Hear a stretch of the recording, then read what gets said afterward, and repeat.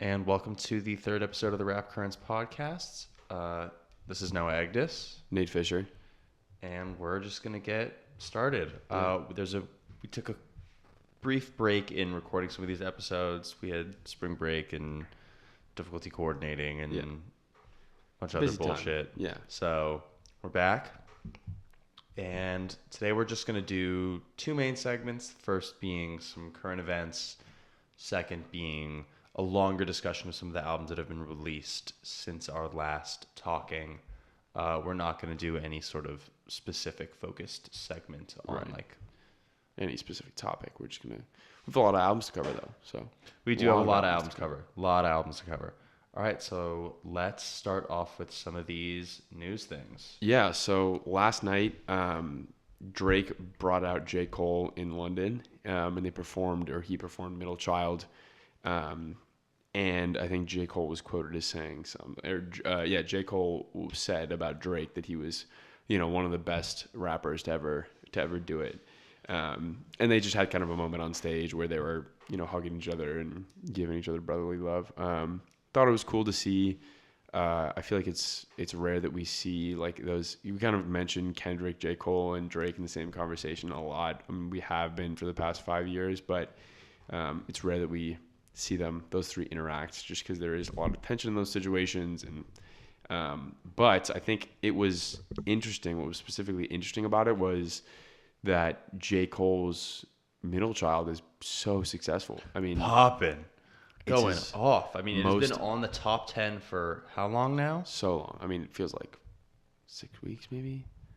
A long time. Regardless, and where is it? I think it's off the top 10 now. Where is it in the Billboard right now? Let's see. But it's on there for sure. But I just thought it was interesting that he kind of had this massive success. It's at 10 right now. Okay, it's at 10. Do you see the history on it? Let's see. I'm looking at it. Peak position number 4, 11 weeks on the chart. Right, 11 weeks. Last week was number 7. Jeez. Yeah, I mean, it's been out for a while, and it's just been doing really well. It's his most successful, I think, in terms of length of Billboard and height. It's his most successful single, I believe. And J. Cole's also kind of weird because he doesn't, other than like Workout and maybe a couple other Power singles, Trip, he hasn't really had a lot of like Billboard specific success. Right, yeah. But his albums sell. His cult following, heavy, parentheses or quotation marks around that is obviously huge. He gets huge streaming numbers. Right.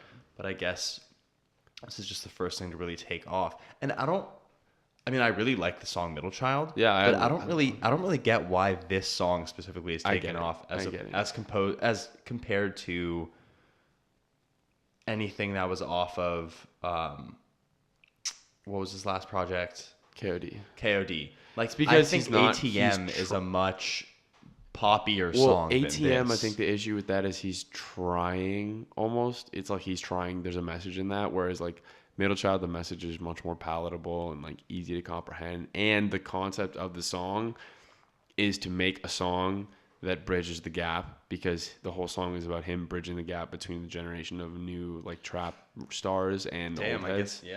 And his whole thing is that he is this middle child, and then the song then embodies that, and people love that because like he's acknowledging that he's like conforming to what everyone else is doing, but he's doing it in his own way. And I think that's why it's so popular, is because we never hear J. Cole in that environment. If we did, we'd be like, all right, this is him trying to make a chart single. But the fact is that he's acknowledging that. So I thought that was interesting and cool. And I actually just love the song. Like, I can't. Yeah, I do really like the song. Yeah. The song is a good song. So yeah, that's that. And it's always good to see other rappers bringing other rappers out and supporting each other. And always. Next topic. So a couple articles have come out talking about how some songwriters have been slamming Spotify, and not just Spotify specifically. There's a lot of other companies that are joining in this. Yeah. In this, but I think the issue. But I just want to set it up a little bit. So. Hit songwriters slam Spotify's attempt to lower royalties, saying, "You have used us." Some of the songwriters in this list include Nile Rodgers, Babyface, Greg Kurstin, Frank Dukes, huge, Murda Beats, Teddy Geiger. I think that's how you pronounce his name. Yeah, Geiger. basically Spotify, along with Amazon, Google, SiriusXM/Pandora, they have all challenged the Copyright Royalty Board's decision to increase the compulsory mechanical rates paid to songwriters by 44% over the next 5 years. Right.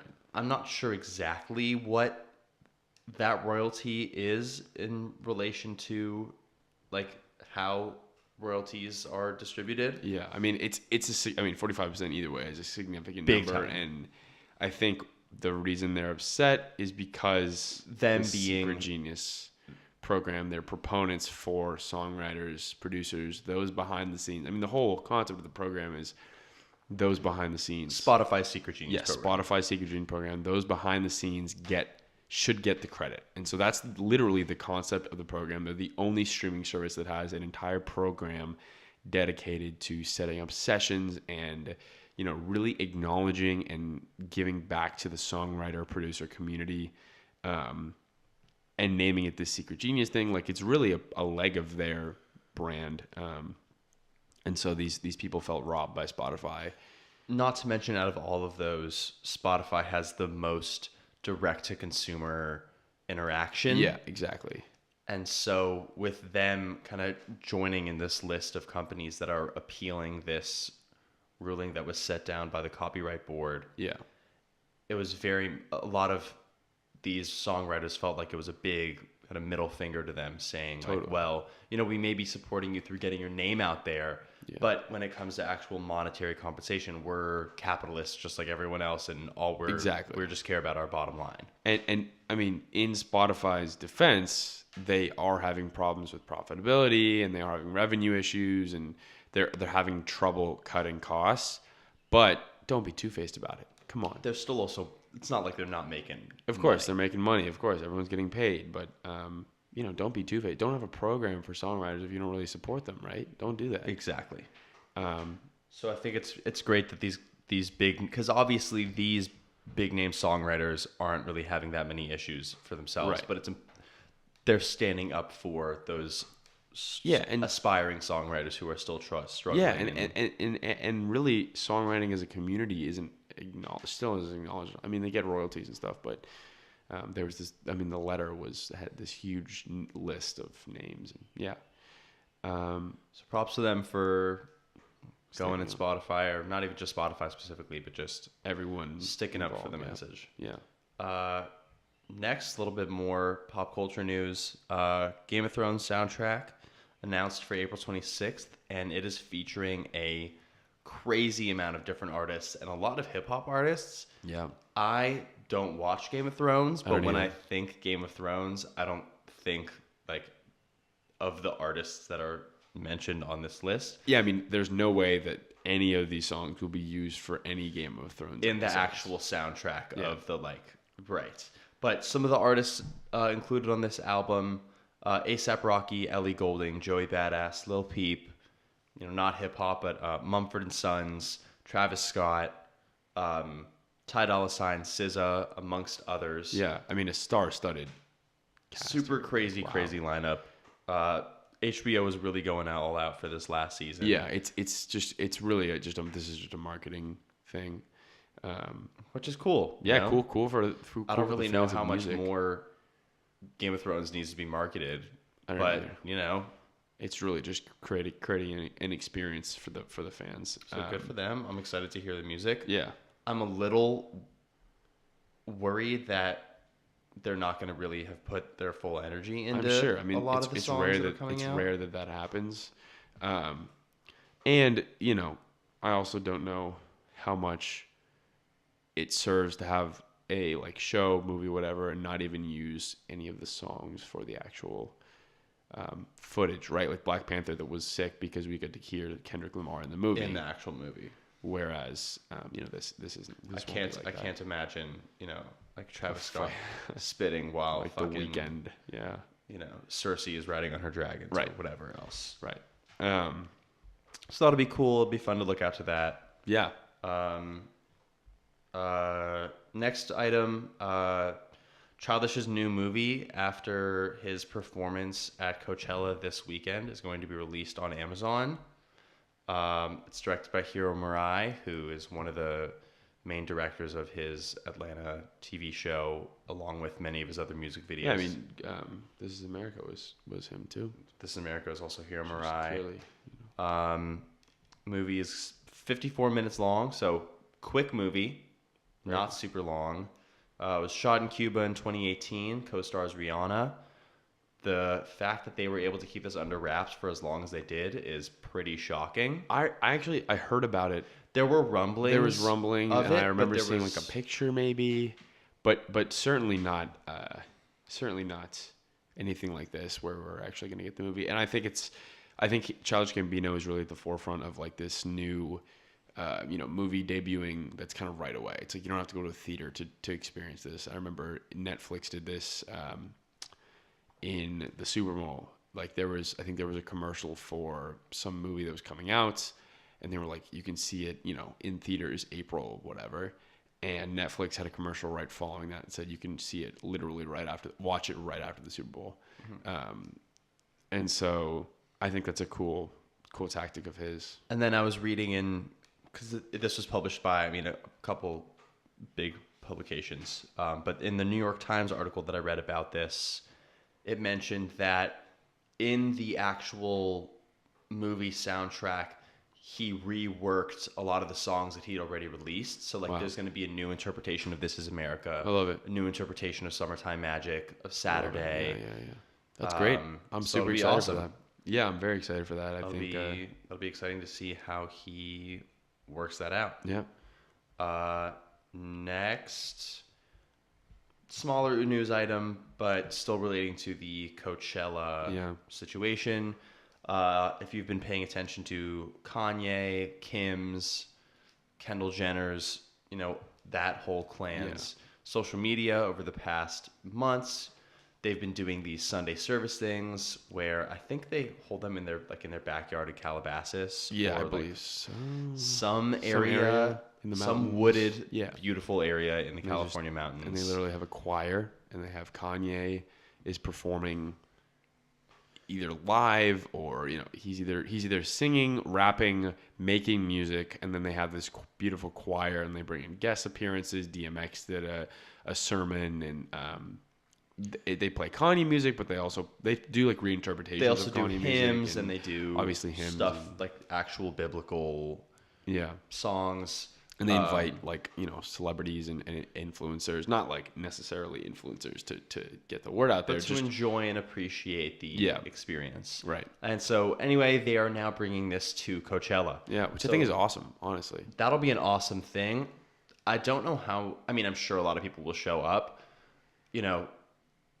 Coachella is one of the most exhausting things you can possibly do in your entire life. I've never been, but I can imagine. And I can't imagine a lot of people are going to be super thrilled initially that this is going to be like a Sunday morning service. Yeah. But people would go. I would, of course, if I was going to Coachella this year, I would absolutely go to this thing. Right. Even not being Christian. Yeah. Just 100%. Wanting to be a part of the environment. I think it's always a beautiful, from what I've seen, it's really beautiful, and they do a good job with it. So I'm excited. And Kanye was originally not going to perform because of Coachella not having a big enough stage for him, which is so ridiculous. Well, I think what he wanted to do is have his stage in the middle of the grounds. Yeah, just like, and so classic Kanye of wanting to be at the center of it. And so I'm glad that they could fit him in some way, shape, or form. Yeah. It'll be interesting to see how that plays out, especially if it's streamed, which I think they're streaming both weekends this year, which is a new thing. Awesome. So that'll be exciting to see. Great. And then our last news item, obviously really sad, Nipsey Hussle's death. Yeah. There's, this has already been covered so much. I don't want to spend too much time. I do think it is important for those non-hip hop fans. I saw a lot of like memes and like people asked me that were non-hip hop fans, like, why is the hip hop community mourning Nipsey so much? And I think it's important to note, like, he was really, from within the music, he was extraordinarily talented, extraordinarily a proponent of real lyricism, real, musicality, and he was also someone that was gaining traction and really finding a sound that was both his own, represented his area, and was pushing music forward. And then outside of music, he was really a business owner. We've all heard he owned multiple clothing stores. He was a proponent for rappers investing their money. I mean, he was just a good person in general for his community and for the hip hop community too. And with a lot of the hip hop community, there's a lot of, in the music, there's a lot of advocacy of illegal things or people talking about mistreating women or right. And obviously there's, you can have that argument about what's okay to be done in art and what's not. But then you look at someone like Nipsey Hussle and what he's done outside of his artistic endeavors, just giving back to his community. I'm sure he was a millionaire at the point that he was still alive, and he very easily could have moved to Malibu or moved to the Palisades or moved to some luxurious area and stayed up in his mansion and just chilled. Like most artists do. But he decided to stay in his hometown where he grew up and give back to the community. Yeah. And he was out there. I mean, he was literally chilling by his shop. So very, very sad to hear. And obviously the whole hip hop community is in mourning. We had this big service yesterday at the Staples Center. Filling up Staples Center, which is 20,000 people. Something crazy like that. There were people surrounded the Staples Center. I mean, it was absurd. The funeral procession, I think, was like 25 miles long or something crazy that. He has a line that's like 100,000 at my funeral, play a Stevie Wonder song, and Stevie Wonder actually performed at the funeral, which is just so awesome. I mean, yeah, so very sad story there. But yeah, R.I.P. Nipsey. R.I.P. Nipsey. All right, we're going to take a quick break, and then we're going to get into some of these albums that we're going to discuss. And welcome back. We just took a little bit of a break, but now we're going to get into our second segment, which is our discussion of some of the albums that we've been listening to or have released that we haven't covered. Yeah, and we're going to go back, till about a month and a half ago even. Like mid-February or so. Yeah. So we wanted to shout out Anderson .Paak's album. So we are recording this Friday, April 12th. Yeah. Ventura literally came out last night. So we didn't want to cover it because we felt like we couldn't give it enough listening time. Exactly. And just like knowing that this is the counterpart to Oxnard, that this is going to be a lot more singing, a lot more soulful. Yeah. We're excited. We're excited to dive into it. I've listened to a couple of the tracks. I don't really have any formative opinion. No, I don't either yet. But everything I've heard I've liked. So exactly. All right, so let's get into some of the albums that we are going to cover. So first one, Drip or Drown 2 by Gunna. We love it. You really like it. I really like it. I really don't Listen, like I don't it. think that it's... Gunna's not pushing any boundaries here, really. This is just his... It's not really a debut, but it's his really debut on the world stage. He's never gotten this much attention on an album before. I don't know. I really liked it. I thought it was bouncy, wavy. You think this got more attention than Drip Harder? I think it did for Gunna. This is a Gunna solo project, right? And I think Lil Baby is kind of the fan favorite. I want to say between the two, if we're talking, like numbers wise. If we're talking numbers wise, and so, I think people compare them a lot, and so I think this definitely got more hype than anything else he's released on his own, and so, I think I'm happy. I was happy for him. So the only good things that I have to say about this album are that it has a consistent aesthetic throughout the entire project. Indeed. Which is very murky, very underwater. Smoky, yeah. Underwater, yeah. He's drowning. And that, he worked with the same two producers throughout the course of the entire project. Turbo and Wheezy. And I'm sure there are guests, Yeah. I don't...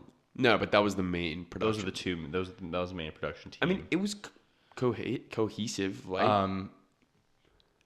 It was so boring. But this music is boring. It's supposed to be played in the background while you smoke. That's, to me at least, that's what it's, or in the background of a club while you just chill. It's not supposed to be turn up music. It's like, who is you? He's mumbling in the mic. I mean, he's like, who is you fooling? Who is you? Right? He's mumbling. So you think he knows that this isn't meant to be Absolutely. listened to as like a main? Absolutely. I think that's Gunna's place. And I think, like, no one's listening to Gunna and being like, yo, that's a crazy bar, bro. No one's doing that. No one's doing that. I mean, if you are, you're weird, because there's no way that, like, Gunna doesn't spit crazy bars. I mean, he has, like, silly bars sometimes, but, like, Future does too. And, like, Future's, you know, wild bars are much more, like, potent. Gunna is, like, even the way Gunna, it's mixed. Like, his voice is even subdued and it sounds like he's drowning a little bit. So,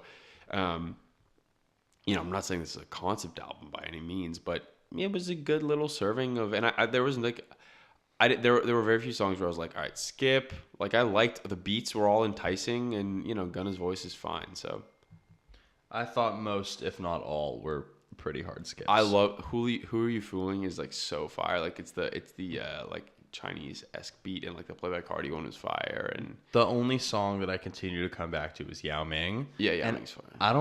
I don't know why.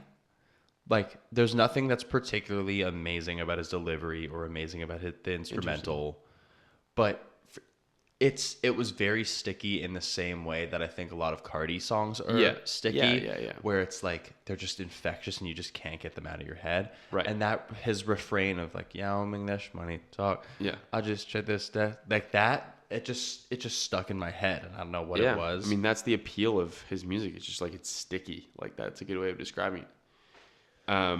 But so my opinion, not great. You can skip this album. I didn't think all right. Okay. I don't think it's great, but I think if you want a good taste of what Gunna is going to be like and what his place is going to be, listen to Drip or Drown and Chew.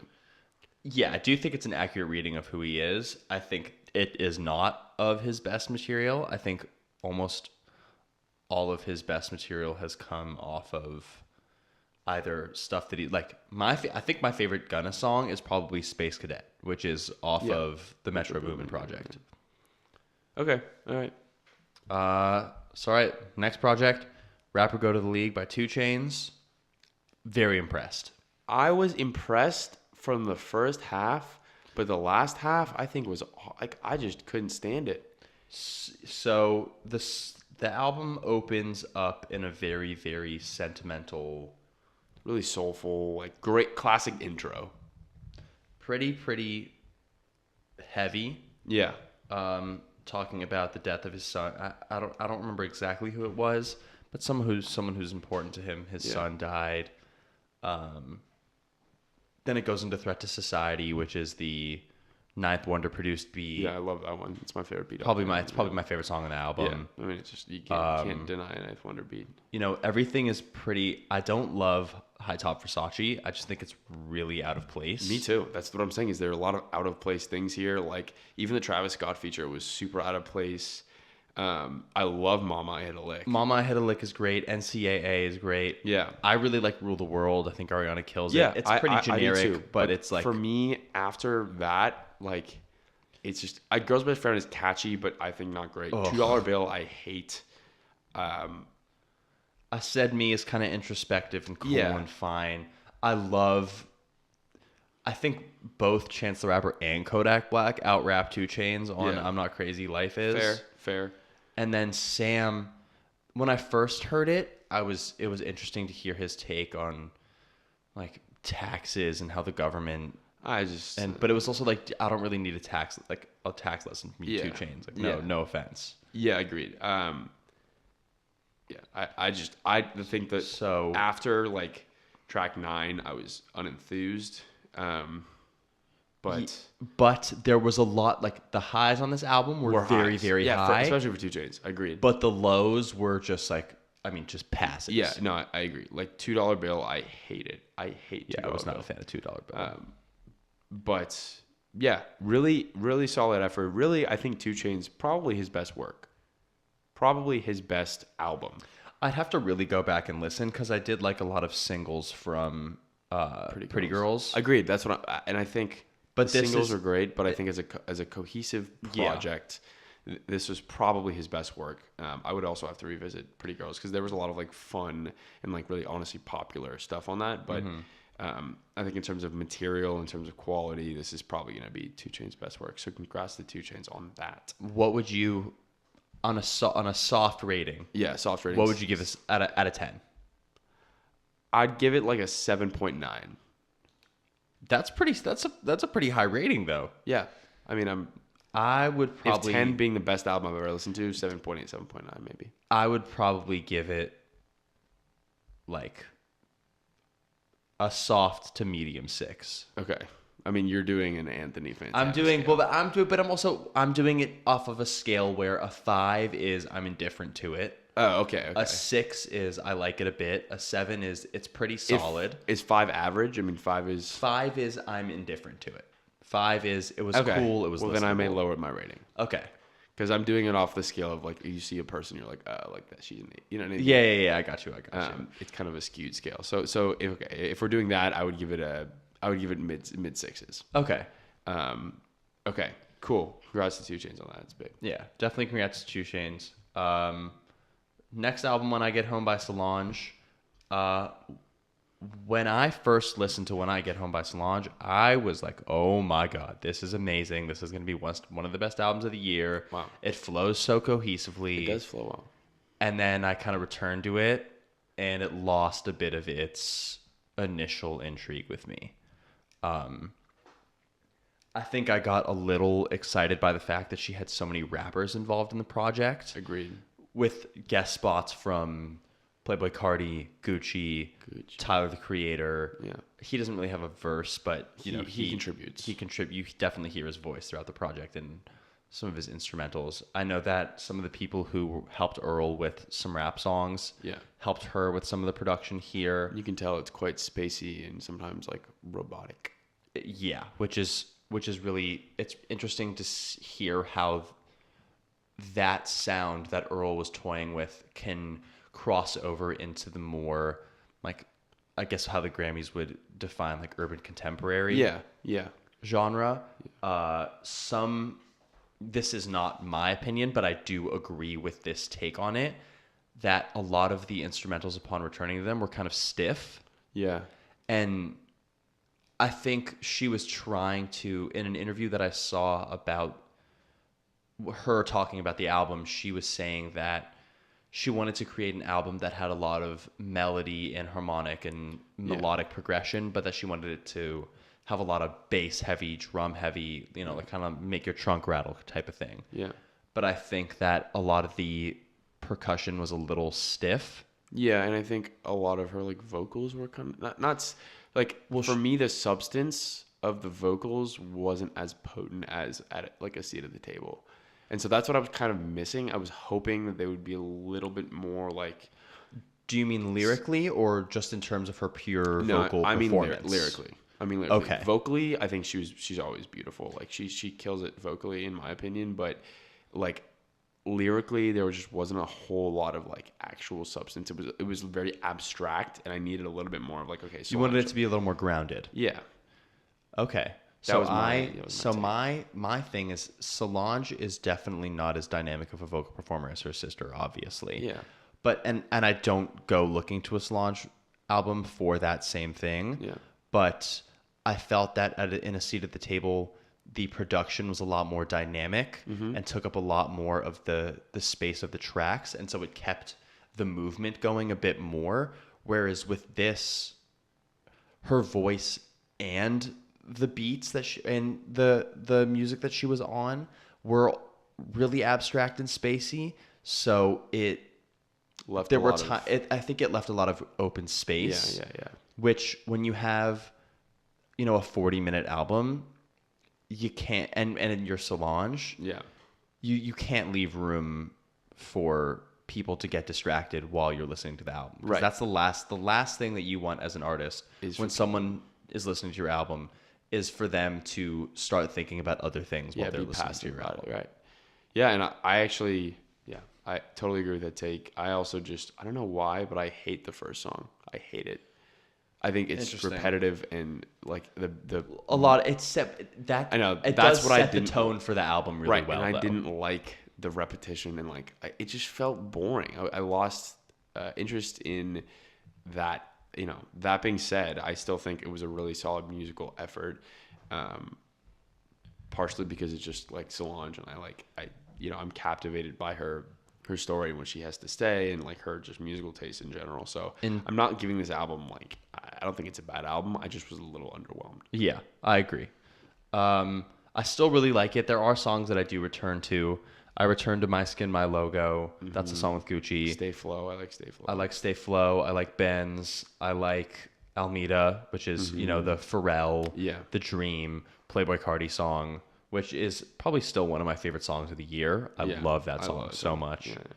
Yeah. But yeah, solid album. If you liked A Seat at the Table, I think you will like this. Agreed. I think you'll be a little underwhelmed compared with A Seat at the Table, just because of how grand A Seat at the Table was and how ambitious it was. Yeah. But this is still a great project, and I look forward to seeing what her next progression is. Yeah, me too. Next album, Gray Area by Little Simz. Probably my favorite rap project thus far. Literally going to say that. Yeah, it's probably mine too. I think it blew me away. So Little Simz, for people who don't know, she's not a super commercially successful artist. Not Lil, by the way. Little. Little. Yes. Fully spelled out. Yes. British girl. I think she's like 23 or 24 at this point. This is her third commercial release.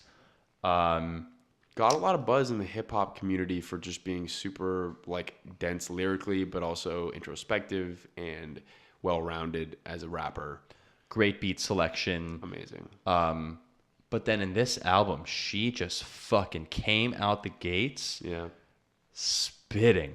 I mean, this album is such a good balance of what it means to be an aggressive and lyrical MC, but still balance that with that introspection that we were talking about that makes so many people like her so much.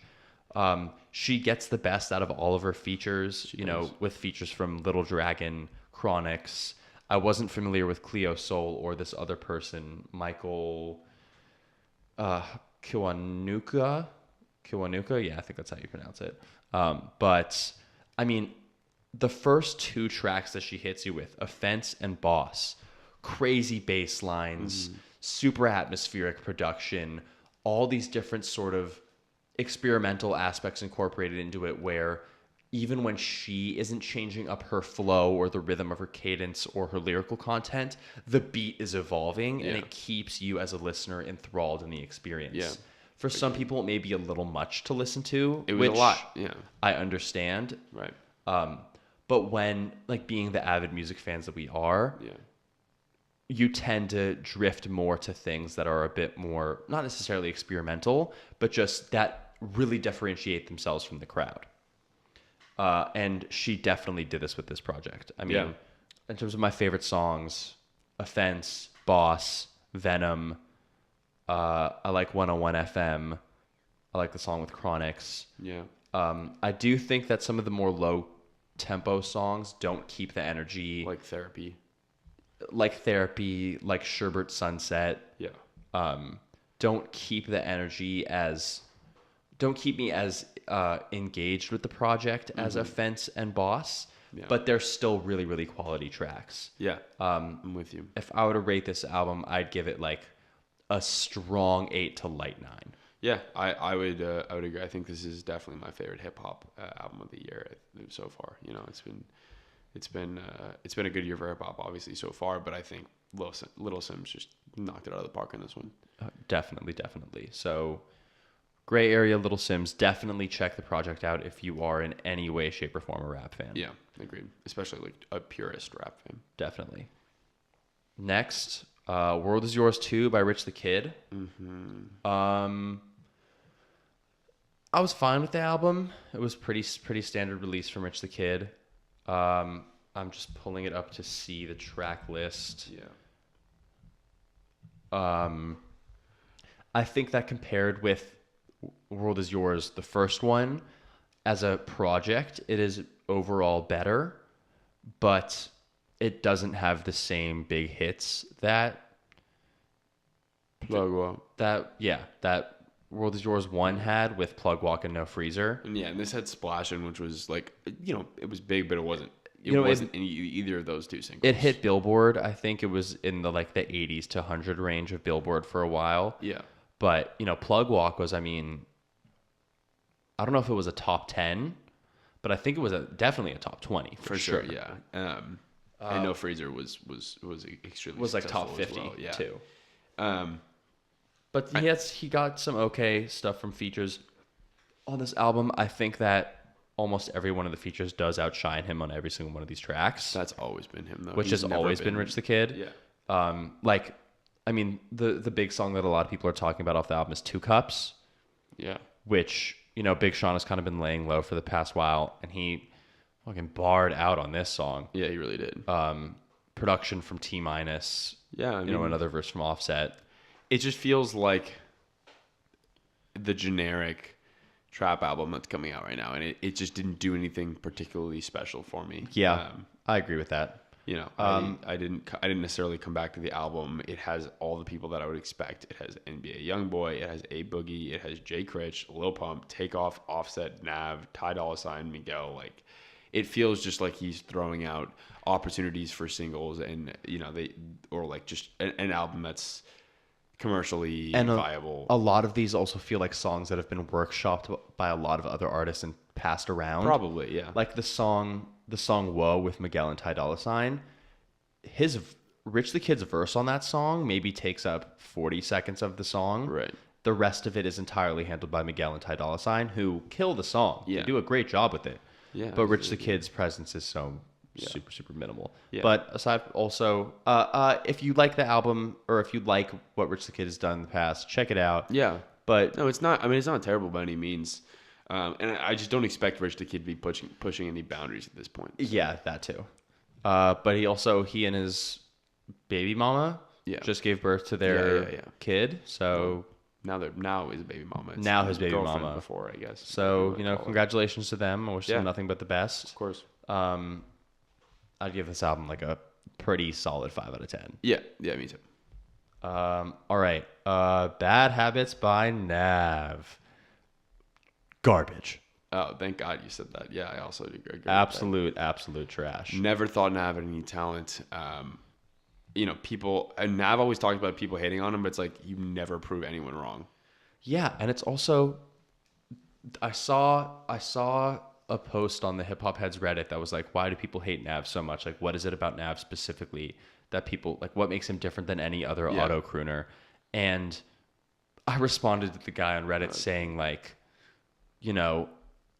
it has nothing to do. I think most of it is because of the meme of Nav is trash. Yeah. But it's also because when Nav does things like say he's going to retire and then no one gives a fuck, and then he comes out and he's upset that no one gave a fuck, it's like, you're trying so hard to be something you're not, which is super, super cringy. Yeah. And is the number one way to lose a demographic. Yeah. Especially, or not, well, to lose the hip hop fan demographic. Yeah.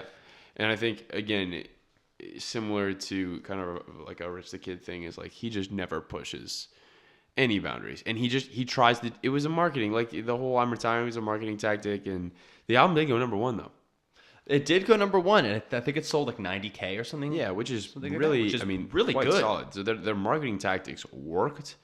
It also helps that they got big features like Meek Mill and The Weeknd. And, yeah, I mean, they'll always get The Weeknd because Nav is an EXO guy, and right. He's managed by The Weeknd's manager, and but I've always just also just hated Nav's image, just like he's got the like weird like toupee looking hair, and I don't get it. Yeah, I don't get the Nav appeal. I do like some of the features that he gave. I mean, the only feature that I really like that he gave is Beeves in the Trap. Yeah. But when that was kind of the first time I heard Nav. So that took us kind of a bit by surprise as well. Yeah. So I did like the first project he ever released, just like the self-titled Nav project. Yeah. I didn't think it was anything particularly special, but I thought it was cool, catchy. Easy to listen to when I'm working out. Yeah. But everything since then has been pretty awful. Yeah. Or just completely non-boundary pushing. Right. super run of the mill, super generic. Yeah. I'd give this like a 1 or a 2 out of 10. Yeah, I would give this below a 5 for sure. All right, switching up the genres a little bit to cover the new Flume mixtape. Hi, this is Flume by Flume. I really, really enjoyed this project.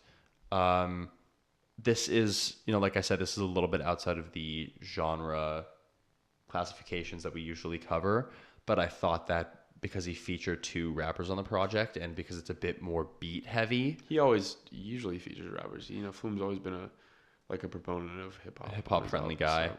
So. In terms of the 2 rappers he featured on the project, Slow Tie, who I don't know if he's a fully grime, I would fully classify him as a grime rapper, but he's from the UK.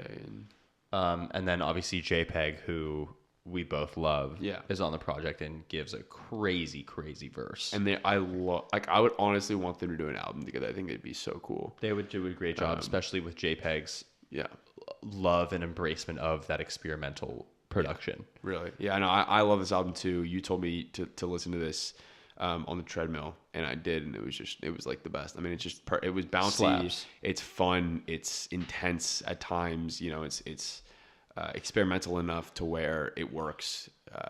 But there's still definitely a very cohesive flow to the album. If you like electronic music, definitely give this a listen. Yeah.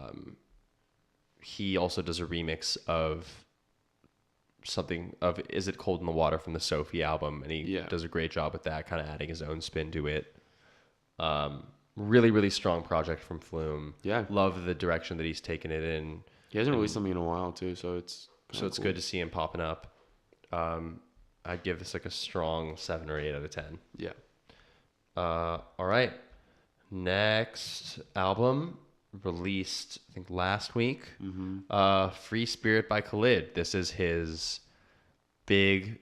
I don't know if you call this a debut. Major. I would call this a sophomore album. Okay. At this point, I mean, yeah. It really this is a sophomore album because he's now hit a height. Because was American Teen, was that released on a major label? Or was that? Yes, it was. Okay, so this is a sophomore follow-up. Yeah. I've never been a super big Khalid fan. Like I respect him as a singer. I think he has good musical tastes. A lot of people seem to really respect him and really like the music that he puts out, just as like kind of as a cool vibe, very melodic, easy to listen to, enjoyable. Yeah. But that's pretty much all I could say about it, and that's probably the biggest critique that both of us have with this new project. Yeah, it's just it exists. I'm quite indifferent to it. Talk is obviously a huge song, and I literally can't get it out of my head sometimes, to my dismay. But it's a fine project. I don't knock Khalid's talent whatsoever, and it may just be a taste thing with me. It's just not really it's a little bit. It's just it doesn't bother anyone. It's very inoffensive, but it's so inoffensive that it's just boring.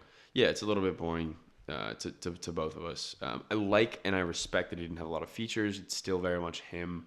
He's not fishing for singles here on the album. But a lot of the tracks sound a little similar, and he's just not. It blends together a little too well. Yeah. Yeah, and there's also, I don't notice a whole lot of growth from American Teen, which is, the sound is certainly different, but it definitely sounds better. The engineering sounds better, the recording sounds better, and that's what I'm saying is there's no necessarily musical growth. Yeah, it doesn't sound like there's a real change that's happened in his creative process, aside from the fact that he has better resources from which to create. Yeah, I mean, there's a little description here in Apple Music. Free Spirit is a soulful, sober meditation on what he's learned in those intervening years and about what happens when you long for personal freedom but aren't totally sure what to do with it. So that's a very generic concept. He does talk about it on the album, and it is there is a concept built around this being a free spirit, but it's not potent enough to signal freedom, Yeah. And I mean, I to really get into that, I'd have to delve more into the lyrics, which I will completely admit that I did not do. Yeah, Because when I first listened to an album, I listened to, does it keep me entertained? Does it keep me gripped just with the musical aspect of it? Because if it doesn't sound good, then I don't want to return to it. Yeah. And it didn't sound good enough for me to want to return and dive into the lyrics. Right. Right. So if you've liked Khalid's work in the past, I'm sure you'll like this album. There were definitely some songs on this album that I liked. Yeah, of course. But I liked nothing that I would really come back to. I actually liked the John Mayer song. I liked Free Spirit, the title track. I liked Self. And I like Talk. Right. But yeah, those were my favorites. Again, a good album here. But I would like to see Khalid push it a little bit. Yeah, I agree. All right, so this is going to be our last album that we talk about, and then we're going to get into some singles. But When We All Fall Asleep, Where Do We Go by Billie Eilish. Yeah. Not hip hop, by the way. Not hip hop. There is a lot of hip hop influence in the production. Certainly. But I mean, I think she killed it. I think she did too. I think this was super her. It's super like what she's going through right now as an artist. A surprising amount of mature. I mean, you see this with every single person who reviews Billie Eilish, but a surprising amount of maturity for someone who's 17 years old. Yeah. Most of this was written while she was probably 15 through 16. Yeah. I know her brother has a huge hand in crafting a lot of this stuff. Her brother being like, I think like our age, like 21, 22. Yeah. The album's not too long. No. It all flows together really well, but it's still, each song is diverse enough from the next. So where that you get this very eclectic gathering of pop sounds, which meld all these different genres together, whether it be dance or hip hop or kind of like indie pop, bedroom pop. Right. When I initially heard some of the singles released, I was a little concerned with the direction of the project. Like I just want to pull up the album. So yeah, the singles that I still don't love. You Should See Me in a Crown. I still don't. I mean, I do like every single one of the singles more within the context of the album that I do when they were originally released, which is a huge, huge benefit. I think You Should See Me in a Crown is just a little heavy. Mm-hmm. Agreed. Which is, I mean, it's still a really, really great track. It may just be a personal taste thing. Fair. I love Wish You Were Gay. I loved that from the second it was released. Bury a Friend, it's really sad, but I think it fits really well, kind of at the center-ish of the album. And then When the Party's Over, just like one of the first singles that released, I thought it was very beautiful, but it was pretty formless. Yeah. Which is what distracted me from some of the positive qualities of it. But I was really surprised with the direction that she went in with the last 3 tracks of this album. Listen Before I Go, I Love You, and Goodbye. I mean, Listen Before I Go is her committing suicide in the song. Right. Which is really, really heavy. Super heavy. This album is not an album that you just want to like vibe out to like her first work was. You know what I mean? Like Don't Smile at Me it had elements of darkness, but this is a dark album. Yeah, this is very, very dark album.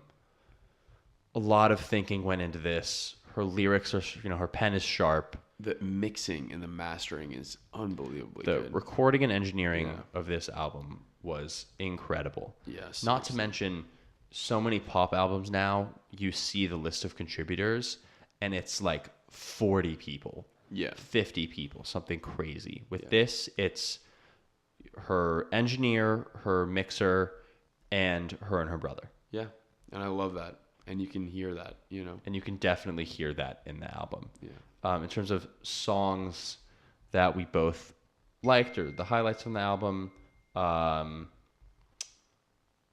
Bad Guy, Zanny, Wish You Were Gay, My Strange Addiction, Elo Milo, and Listen Before I Go are my favorites. Yeah. I like Zanny. I like Wish You Were Gay. I like 8. And the last song I Love You is really good too. So highly recommend this album. This was a really solid work. One of my favorite albums of the year so far, for sure. Yeah, we'll definitely be in contention for a year-end list. Yeah, for sure. All right, now we're gonna switch it up and talk about some singles or some like smaller EPs. So the biggest one thus far, Old Town Road. Crazy. Could not have guessed that this song would go number 1, let alone break Drake's single week streaming record of 80 million. Well, Drake's record was 69 million streams with God's Plan. Yeah. This broke that by 11 million streams. Unbelievable. I mean, I think it makes sense. I think kind of the world is craving some sort of diversion from like the typical trap soundtrack.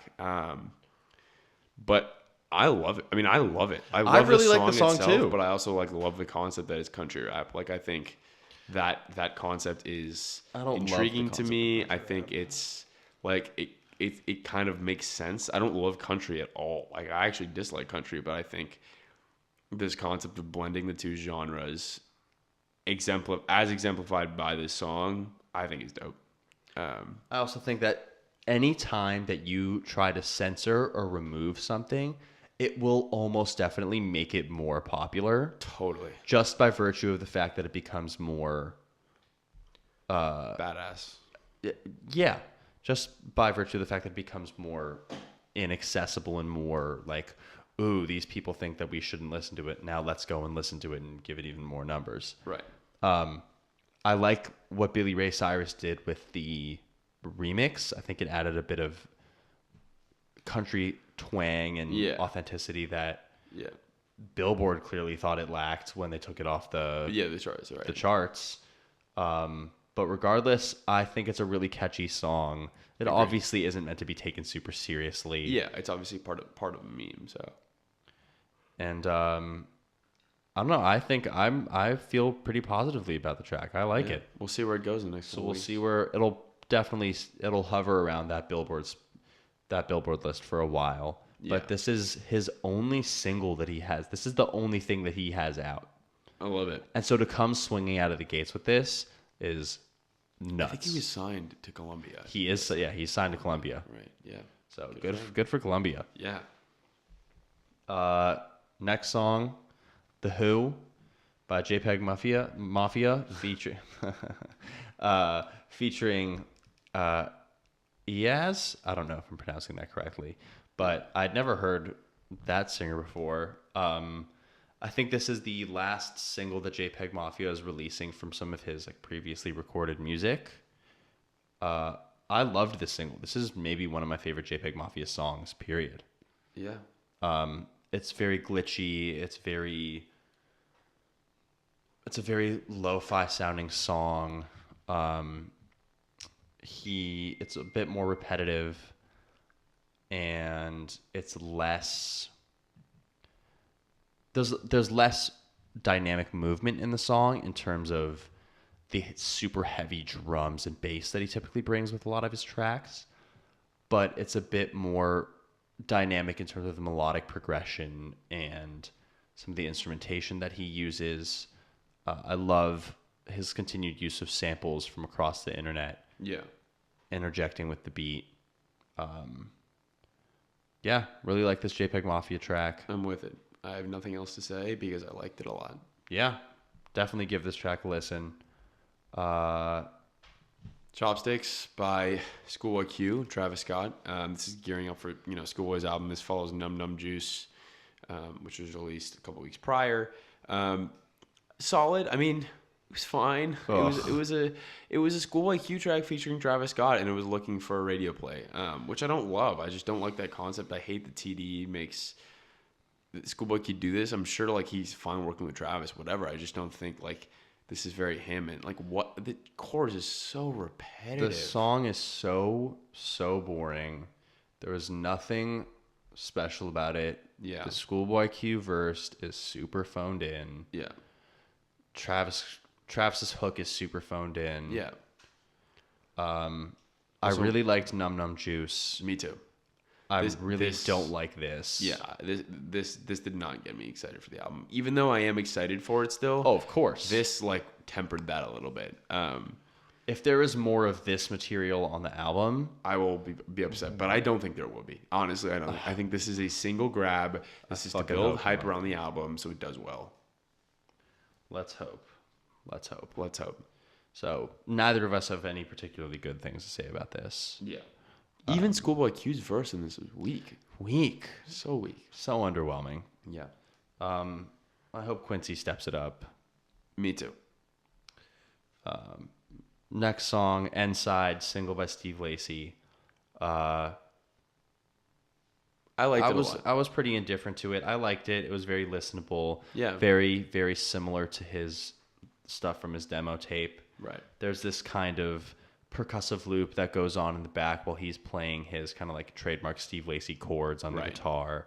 And there's good bass, and it's a good little taste of what's to come. You know, he has a great voice, so listening to him sing is never, you know, a chore or anything like that. He's always been my favorite member of the internet, always. And I think, I've really liked him. Yeah, I think I'm excited for his stuff. He's young. He's young too. He's like, I think he's our age. I think he's like 20. Yeah, I think he's a little younger. Yeah, maybe. Even but this is definitely. I mean, it's a nice little taste for what's to come. Yeah, but it's nothing particularly outstanding or revolutionary or you know, break the doors down and get to listen to it. But still give it a listen if you liked Steve Lacy's old stuff. For sure. And if you don't know Steve Lacy, it's really, really good stuff. It's a really good, and it's also, this song is a great intro to the rest of his stuff, if this is the first thing that you're going to be listening to by him. Agreed. And the last thing that we're going to be covering, Kevin Abstract's first installment of the releases that he's going to be having. I think he's going to be releasing it over 3 days. I just want to pull up what the situation is with his release dates. So he's releasing, 3 weeks in a row. So he released April 11th. He's going to be releasing again this upcoming weekend, the 18th and the 25th. I love it. I don't know how to feel about this like multi-week rollout. It's certainly I think it's interesting. It's something that a lot more artists are doing. Like I know Tierra Whack is doing this thing where she's releasing one song every week for a while. Yeah. And I think I like it because we haven't heard something from just Kevin Abstract in a while. Lost since American Boyfriend. Yeah, and so we want to hear what he's doing. For me, the like EP or whatever you want to call it, the bundle of tracks, definitely like reminisced on the sounds of Brockhampton, because obviously Kevin Abstract is like kind of the de facto leader of the group. He's the main founder. Yeah, so there's that, but I think it also like really well blended with Kevin's own sound, and I was really, really excited by the last song, Georgia. Georgia was my favorite. The Georgia song. Well, because that song was the most pop out of all of them. True. And I don't know. Like, I've always been a huge Kevin Abstract fan. He's always been someone who's been really, really artistic in the way that he approaches music. So I've always appreciated his stuff. I'm excited for what's to come. I kind of wish that like it was just an album, so it could be like I could understand it as like a piece of music as opposed to like multiple segments. But I'm interested to see how I consume this. Definitely. And I think just to highlight some of the two people that he worked with on this project. So he did an interview with Zane Lowe on Beats One that I listened to this morning. And he talked about how all of these songs that he's going to be releasing were made by him and Ramil, which is someone who is on the Brockhampton team of producers, if you didn't know about that. And he basically recorded all these songs with Ramil and then went back and showed them to Jack Antonoff of Fun, Bleachers, independent production fame. Yeah. And then he and Jack went over to Electric Lady Studios in New York and re-recorded everything. Jack Antonoff is obviously a super, super amazing producer who has worked with, I mean, fun Taylor Swift. Yeah. Those are the main two that I know, but I'm pretty sure he's a Grammy award winning producer. Right.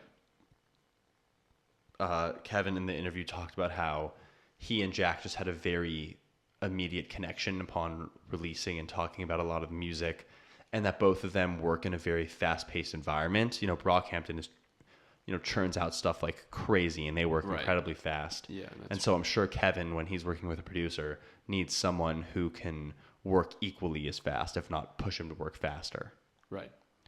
So I really like the songs. I think Big Wheels is obviously just slaps so hard. He's spitting like crazy for I love it. a minute. He has some really funny bars in there. And then it gets into a more kind of atmospheric, almost like alternative pop production. Yeah. From I think it was Joyride and then Georgia. Right. But good music this week. Lots of good stuff coming out. Yeah. That's it for us. Thank you guys so much for listening. Yeah, thank you for tuning in. Please let us know what you thought about the music in the comments. All of the articles and all of the music that we are mentioning, all the news events will be in the description box below. Thank you so much. This is Noah Agdis. And Nate Fisher. And thanks for listening to Rap Currents Podcast. Thanks, guys.